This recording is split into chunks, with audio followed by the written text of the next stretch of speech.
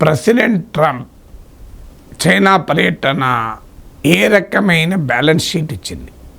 అమెరికాకు చైనా తల వంచిందా? చైనాతో అమెరికా రాజీ పడిందా?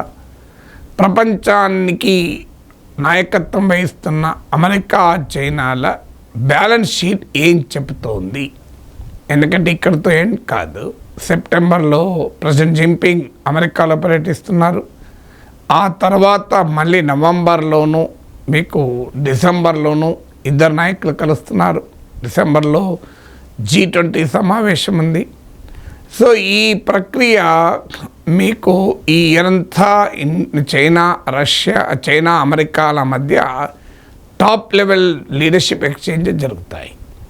సో దీనికి ఎవరు ఈ మొత్తం ప్రాసెస్లో ఎవరిది పై చేయి సాధించారని అర్థం చేసుకునే ముందు ఏ పొజిషన్లో ట్రంప్ చైనా పర్యటన చేశాడు ఇది కూడా అర్థం కావడానికి జిన్పింగ్ ట్రంప్తో అన్న మాటలు అమెరికా ఈజ్ డిక్లైనింగ్ అన్నాడు. అంటే తన దేశానికి వచ్చిన అమెరికా అధ్యక్షునితో జిన్పింగ్ అమెరికా దిగజారుతోంది అని చెప్పాడు. సహజంగా దానికి ట్రంప్ కౌంటర్ చేయాలి. చేయకుంటే ఏమన్నాడు? 100% నిజం, కానీ ప్రెసిడెంట్ బైడెన్ టైంలో అన్నాడు. సో ఈ ప్రాసెస్ ఇది ఏం తెలియజేస్తుంది? ప్రెసిడెంట్ ట్రంపే స్వయాన అమెరికా డిక్లైనింగ్ అని అంగీకరించాడు. నిజమేనా అది? ప్రెసిడెంట్ ట్రంపే ఒప్పుకున్నాక మనం ఎవరము కాదనటానికి అని మనం మీరు అనవచ్చు. కానీ ఎలా మరి అమెరికా ఎందుకు డిక్లైనింగ్? ఒకటి, అమెరికా ఈరోజు ఇరాన్ వెస్ట్ ఏషియా వార్లో ఇరుక్కుపోయింది. ఉక్రెయిన్ వార్ను ఆపలేకపోయింది. ఏం చేయాలో అర్థం కాని ఒక స్ట్రాటజిక్ క్రైసిస్లో ఉంది. అమెరికన్ ఎకానమీ పైన ఇది దుష్ప్రభావాన్ని చూపింది. అమెరికా ఆయుధ భాండాగారం మిలిటరీ ఆర్సనల్ దెబ్బతిన్నది. మిసైల్స్ తగ్గిపోయాయి, అమ్యునిషన్ తగ్గిపోయింది. ఏ క్షణాన వార్ ఆపాలి అని తహతలాడుతున్న పరిస్థితి ట్రంప్ది. ప్రెసిడెంట్ జిన్పింగ్ ప్రశాంతంగా ఉన్నాడు. సో ఏ రకమైన ఈ మిలిటరీ రివర్స్ ఛాలెంజెస్ లేవు, డిప్లొమాటిక్ ఛాలెంజెస్ లేవు. సో ఆ పరిస్థితిలో ప్రెసిడెంట్ జిన్పింగ్ నాయకత్వంలో చైనా ఉంది. ఇది మొదటిది. రెండవది, ట్రాన్స్ అట్లాంటిక్ అలియన్స్ బ్రేక్లో స్ట్రెయిన్స్ ఏర్పడ్డాయి. ట్రాన్స్ అట్లాంటిక్ అలియన్స్ అంటే అమెరికా యూరప్ల మధ్య ఉన్న హిస్టారికల్ రిలేషన్షిప్. అది ట్రంప్ కాలంలో భారీగా దెబ్బతిన్నది. మనం అనేకసార్లు చెప్పుకున్నాం. గ్రీన్లాండ్ వ్యవహారం కావచ్చు, యూరప్ పైన టారిఫ్ల ప్రభావం కావచ్చు, ఉక్రెయిన్ వార్ విషయంలో ట్రంప్ అడ్మినిస్ట్రేషన్ తీసుకున్న వైఖరి కావచ్చు. అమెరికా యూరప్ల మధ్య రిలేషన్స్ చరిత్రలో ఎన్నడూ లేని తక్కువ స్థాయికి పడిపోయాయి. ఇక మూడవది, అమెరికా నాయకత్వంలోని North Atlantic Treaty Organization NATO military alliance ఇలా గందరగోళంలో ఉంది, క్రైసిస్లో ఉంది. సో నాటో ఉంటుందా లేదా అనేది ప్రశ్నార్థకంగా మారిపోయింది. సో ఇది థర్డ్ ఫ్యాక్టర్. ఫోర్త్ ఫ్యాక్టర్ ఏంటంటే popularity ratings of president Trump భారీగా పడిపోయాయి. ముఖ్యంగా ఈ వెస్ట్ ఏషియా వార్ తర్వాత ట్రంప్ తీవ్రమైన రివర్సెస్ ఎదురైతే ఉన్నది. మిడ్ టర్మ్ ఎలక్షన్స్ ఈ ఇయర్లో జరగబోతున్నాయి. దెబ్బతినడం ఖాయమని రాజకీయ పండితులు చెప్తున్నారు. ఐదవది, ఇంటర్నేషనల్గా ట్రంప్ ఎన్నడూ లేనంతగా అమెరికా ఐసోలేట్ అయిపోయింది. అమెరికన్ ఎకానమీ పైన ప్రపంచ కాన్ఫిడెన్స్ దెబ్బతిన్నది. అమెరికా ఇచ్చే మాటకు విలువ ఉంటుందా అనే క్వశ్చన్ వచ్చింది. ఇరాన్ నుంచి రష్యా వరకు అమెరికా ఆధిపత్యాన్ని క్వశ్చన్ చేస్తుంది ప్రపంచం. సో ఇంటర్నేషనల్గా అమెరికా ఐసోలేట్ అయిన పరిస్థితి. చైనా అటు ఇరాన్కు ఆర్మ్స్ సప్లై థర్డ్ పార్టీ ద్వారా చేస్తుంది. గల్ఫ్ నేషన్లతో సంబంధాలు ఉన్నాయి. చైనా జోలికి ఎవరు వచ్చే పరిస్థితిలో లేదు. రష్యా చైనా అలియన్స్ బలపడింది. చైనా యూరప్ రిలేషన్షిప్ కూడా ఇంప్రూవ్ అయింది. సో చైనా ఇది diplomatically much stronger, whereas America ఇది డిప్లొమాటికల్లీ వీకర్. ఇక ఆరవది, రెండు దేశాల మధ్య మనం చూస్తే మీకు ఎవరు తగ్గారు అనేది గనక మనం పరిశీలిస్తే అసలు విషయం మనకు అర్థమవుతుంది. అది నేను వివరాల్లో మరింత డీటెయిల్గా చెప్తాను. ఇలా ప్రెసిడెంట్ జిన్పింగ్ అన్నట్లు ట్రంపే అంగీకరించినట్లు ఇన్ని రకాలుగా ట్రంప్ లెడ్ అమెరికా డిక్లైనింగ్లో ఉండగా ఈ విజిట్ జరిగింది. సో ఈ విజిట్లో ఎవరికి కన్సెషన్లు ఇచ్చారో చూద్దాం. ముందుగా ట్రంప్ చైనా పైన ఫస్ట్ టర్మ్లో అలాగే సెకండ్ టర్మ్ బిగినింగ్లో చూపిన దూకుడు ఎక్కడా కనిపించడం లేదు.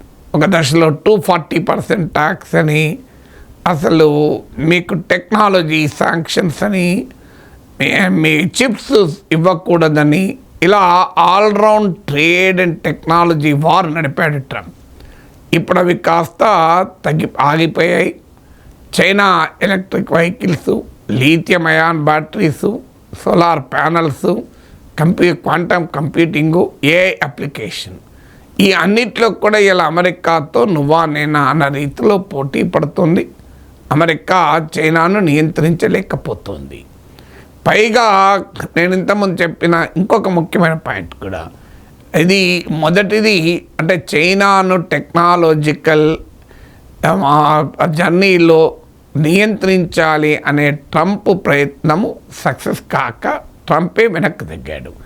రెండవది మీకు ట్రేడ్ వార్లో 240% వేస్తా అని చెప్పి ఎప్పుడైతే చైనా రేర్ ఎర్త్స్ అమెరికాకు సప్లై చేయనన్నదో ట్రంప్ దిగి వచ్చి మనకన్నా తక్కువ టారిఫ్ విధించాడు. మూడవది చైనాకు వ్యతిరేకంగా జపాన్, ఇండియా, ఆస్ట్రేలియాను కలుపుకొని అమెరికా క్వాడ్ నిర్మించింది. క్వాడ్రిలేటరల్ అలియన్స్ అంటారు. ఈ క్వాడ్ దాదాపు ఇప్పుడు డిస్ఫంక్షన్, పని చేయకుండా ఆగిపోయింది. ఇది థర్డ్ ఫ్యాక్టరు. ఫోర్త్ ఫ్యాక్టరు మీకు తైవాన్. వాస్తవంగా చైనా స్పష్టంగా ట్రంప్ను హెచ్చరించింది, తైవాన్ విషయంలో గనక మీరు సరిగా వ్యవహరించకపోతే అమెరికా చైనాల రిలేషన్స్ తలకిందులవుతాయని హెచ్చరించింది. ఇక తైవాన్కు మీరు కొత్తగా మళ్ళీ ఆయుధాలు సప్లై చేస్తామంటున్నారు, అది జరిగితే మంచిగా ఉండదు అని ట్రంప్తో ఫోన్ కాల్లో ప్రెసిడెంట్ జిన్పింగ్ హెచ్చరించాడు. వెంటనే ప్రెసిడెంట్ ట్రంప్ తైవాన్కు అమెరికా చేయాల్సిన $14 బిలియన్ $1,400 కోట్ల ఆర్మ్స్ ప్యాకేజీను అమెరికన్ కాంగ్రెస్కు ఫార్వర్డ్ చేయకుండా జిన్పింగ్ కోరిక మేరకు ఆపివేశాడు. ఇక ఐదవది అత్యంత ముఖ్యమైనది ఎన్విడియా చిప్స్ ఇవాళ ఆధునిక ఆర్టిఫిషియల్ ఇంటెలిజెన్స్ నుంచి మొదలుకొని అనేక వాటికి చిప్స్ చాలా కీలకం. సో ట్రంప్ చైనా టెక్నాలజికల్ ప్రోగ్రెస్ను నియంత్రించడానికి ఎన్విడియా చిప్ సప్లై పైన తీవ్రమైన ఆంక్షలు పెట్టాడు. అయినా ఎన్విడియా అధినేత జెన్సన్ హువాంగ్ చైనా పర్యటించారు. ఈ శాంక్షన్స్కు లోబడి చైనాకే ప్రత్యేకంగా ఒక చిప్ కూడా తయారు చేశారు. కానీ ఎన్విడియా మార్కెట్, చైనాది పెద్ద మార్కెట్, అమెరికా ప్రభుత్వ ఆంక్షల వల్ల చాలా ఇబ్బందులు పడ్డాడు. కానీ ఫైనల్గా ట్రంప్ చైనా కోసమే తయారు చేసిన H200 చిప్స్ ఎన్విడియా చైనాకు అమ్మటానికి అంగీకరించాడు. దానివల్ల అమెరికా టెక్నాలజికల్ హైటెక్ గ్రోత్కు ఒక పెద్ద కన్సెషన్ను జిన్పింగ్ సాధించినట్లయింది. ఆరవది ఈ అమెరికన్ కంపెనీలపైన అమెరికా విధించిన ఆంక్షల్ని కూడా సడలించారు. ఇక ఏడవది ఇరాన్ వార్పై ట్రంప్ చాలా ఆశించాడు. చైనా ఇన్ఫ్లుయెన్స్ ఇరాన్పై ఎక్కువ ఉంటుంది కనుక ఇరాన్ను ఎలాగైనా చైనా ఒత్తిడి చేసి యుద్ధాన్ని ఆపాలని. కానీ ఆ రకమైన అవకాశం ఏమీ చైనా ఇవ్వలేదు. ట్రంపే ఏకపక్షంగా ప్రకటించాడు, ఇరాన్కు ఆయుధాలు చైనా ఇవ్వదు, ఇరాన్ న్యూక్లియర్ కంట్రీగా కావడం చైనాకు కూడా ఇష్టం లేదు, స్ట్రైట్ ఆఫ్ హార్మోజ్లో ఫ్రీడమ్ ఆఫ్ నావిగేషన్కు చైనా కట్టుబడి ఉంది, స్ట్రైట్ ఆఫ్ హార్మోజ్ బ్లాకేడ్ ఎత్తివేయాలని.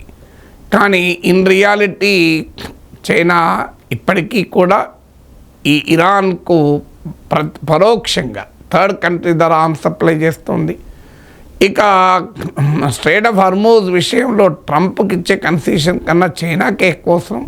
ఎందుకంటే అమెరికన్ ఆయిల్ గ్యాస్ ఏమీ స్ట్రైట్ ఆఫ్ హార్మూజ్ ద్వారా రాదు, చైనాకే వస్తుంది కనుక China definitely interested in opening straight of Hormuz. అందువల్ల ఇరాన్ విషయంలో కూడా చైనా నుంచి అమెరికా పొందిన కన్సెషన్ ఏమీ లేదు. ఇక 8వది, మరి ట్రంప్ ఏమీ సాధించలేదా అంటే, అమెరికా ప్రకటించింది అంటే యుఎస్ ట్రేడ్ రిప్రజెంటేటివ్ 200 బోయింగ్ విమానాలని జీఈ ఇంజన్ కలిగిన బోయింగ్ విమానాలు కొనడానికి చైనా అంగీకరించింది. ఇది $750 బిలియన్ వరకు చేరుతుంది, 750 బోయింగ్ విమానాల వరకు చేరుతుంది అని. దానితో పాటు సోయాబీన్ అమెరికా రైతులకు చాలా కీలకమైంది, సోయాబీన్ కొంటుంది అని. ఎందుకంటే చైనా ఇది బిగ్ ఇంపోర్టర్ సోయాబీన్. ఒకప్పుడైతే ప్రపంచంలో ఉత్పత్తి అయ్యే సోయాబీన్లో 60% చైనానే కొంటుంది ఇప్పటికీ కూడా. కానీ అమెరికా నుంచి సోయాబీన్ దిగుమతుల్ని ఇటీవల చైనా ఆపి బ్రెజిల్, మెక్సికో లాంటి దేశాల నుంచి కొనడం మొదలుపెట్టింది. ట్రంప్ మద్దతుదారులైన ఈ సోయా రైతులు తీవ్రమైన ఆందోళన వ్యక్తం చేశారు. సో ఫైనల్గా అమెరికన్ సోయా కొనడానికి చైనా అంగీకరించిందని. దాంతోపాటు అమెరికా నుంచి బీఫ్ కొనడానికి కూడా చైనా అంగీకరించిందని. దీంతోపాటు అమెరికాలో భారీ ఎత్తున పెట్టుబడులు పెట్టడానికి కూడా చైనా సిద్ధమైంది అని అమెరికా ప్రకటించింది. అయితే ఇది కొత్తగా చేసింది ఏమీ లేదు. మీకు ఏదైనా జాయింట్ స్టేట్మెంట్ లేదు, డిక్లరేషన్ లేదు, బిగ్ టికెట్ అనౌన్స్మెంట్ లేదు, ఒప్పందాలపై సంతకాలు లేవు. ఇవన్నీ గతంలో కూడా చైనా ఇచ్చిన కన్సెషన్సే, మీకు కొత్తగా ఇచ్చిన కన్సెషన్ ఏమీ లేదు. ఇవి మరోసారి అమెరికా ప్రకటించింది. చైనా అధికారికంగా చెప్పకపోయినా ఈ విషయంలో కాస్త సడలింపు ఉండొచ్చు. ఎందుకంటే చైనా అమెరికాల మధ్య హ్యూజ్ ట్రేడ్ డెఫిసిట్ ఉంది. అది అమెరికాకు వ్యతిరేకంగా చైనాకు అనుకూలంగా ఉంది. దాన్ని తగ్గించాలి అంటే అమెరికా నుంచి ఎక్కువ కొనుగోలు ఇంపోర్ట్ చైనా చేసుకోవాలి. అందులో కాస్త కన్సెషన్ ఇచ్చినట్టుగా కనబడుతోంది. కానీ ఓవరాల్గా మాత్రం ఎక్కడ చైనా తగ్గినట్టయితే లేదు. ఆ మేరకైతే ట్రంప్ చైనాతో చాలా విషయాల్లో, తైవాన్ నుంచి చిప్స్ వరకు చాలా విషయాల్లో రాజీ పడ్డట్టు కనబడుతుంది. ఇప్పుడు ఈ బ్యాలెన్స్ షీట్ కనుక మనం చూస్తే చైనా ఇచ్చింది తక్కువ, అమెరికా దిగి వచ్చింది ఎక్కువ. అది ఎలా స్టార్ట్ అయింది? America is a declining country అని జింపింగ్ అంటే 100% కరెక్ట్ అని ట్రంప్ చెప్పడంతో మొదలైంది. సో ఎందుకు ఇలా జరిగింది? మరి అమెరికా ఏమైనా వీక్ కంట్రీనా చైనా కంటే? ఎట్టి పరిస్థితుల్లో కాదు. Even today America is a dominate nation compared to China. Of course China ఇప్పటికీ ఛాలెంజర్గా ఉండొచ్చు, కానీ అమెరికాను డామినేట్ చేసేటువంటి ఎకనామిక్ పవర్ కాదు, మిలిటరీ పవర్ కాదు, గ్లోబల్ పవర్ కూడా కాదు. మరి అయినా ఎందుకు ట్రంప్ దిగి వచ్చాడు? జనరల్గా నెగోషియేషన్స్లో బలమైన వాడు దిగి వస్తాడు, బలమైన వాడు దిగిరాడు, బలవంతుడు ఎప్పుడు దిగిరాడు, బలహీనుడే దిగి వస్తాడు. అయినా మరి ఎందుకు ట్రంప్ రాజీ పడ్డాడు అంటే ఓవరాల్ కాంటెక్స్ట్ మనం చూడాలి. ఇది చూడాలి అనుకున్నప్పుడు ట్రంప్ టీంలో ఎవరెళ్ళారో చూస్తే ఎందుకు ట్రంప్ ఈ రకంగా రాజీ పడ్డాడో అర్థమవుతుంది. ట్రంప్ టీంలో ఉన్నది ఎవరు? ప్రపంచంలో ఉన్న అతిపెద్ద అమెరికన్ కంపెనీల సీఈఓలంతా వెళ్ళారు. ఉదాహరణకు టెస్లాకు చెందిన ఇలాన్ మస్క్ వెళ్ళాడు. Elon Musk has huge business empire in China. మీకు భారీ ఎత్తున టెస్లాకు చైనాతో రిలేషన్స్ ఉన్నాయి. అలాగే Apple CEO Tim Cook, Meta అధినేత మైక్రాన్, మీకు ఇలా ఒక్క కంపెనీ కాదు, Mastercard, Visa, Boeing, GE aerospace, ఇలా American who's of corporate America అంతా వెళ్ళారు. వీళ్ళంతా ఎందుకు వెళ్ళారు? China is a very big economy కనుక ఆ ఎకనామిక్ రిలేషన్స్తో లాభపడాలి. అంటే అర్థం ఏమైంది మనకు? ఫారిన్ పాలసీ కాదు డిసైడ్ చేసింది అమెరికా చైనాల మధ్య ఎవరు దిగి రావాలన్నది. కార్పొరేట్ అమెరికా డిసైడ్ చేసింది. కార్పొరేట్ ఇంట్రెస్ట్లు డామినేట్ చేయడం వల్ల Trump is also a big corporate entity కనుక ట్రంప్ బిజినెస్కు ఎక్కువ వాల్యూ ఇచ్చాడు, డిప్లొమసీ, ఫారిన్ పాలసీకి తక్కువ వాల్యూ ఇచ్చాడు. దీన్ని చైనా బ్రహ్మాండంగా ఎక్స్ప్లాయిట్ చేసింది.